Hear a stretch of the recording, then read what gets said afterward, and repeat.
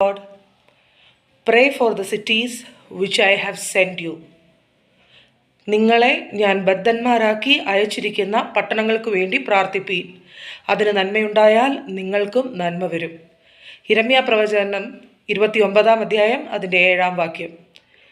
ജീവിതത്തിൻ്റെ പല സാഹചര്യങ്ങളാൽ ബന്ധിക്കപ്പെട്ട് നിർബന്ധിതരായി കേരളത്തിന് വെളിയിൽ, ഇന്ത്യയുടെ വെളിയിൽ ഒക്കെ എന്നെ കേൾക്കുന്ന ആരെങ്കിലും ഉണ്ടെങ്കിൽ, നമ്മളെ അവിടെ അയച്ചിരിക്കുന്നത് നമ്മുടെ കർത്താവ് തന്നെയാണ്.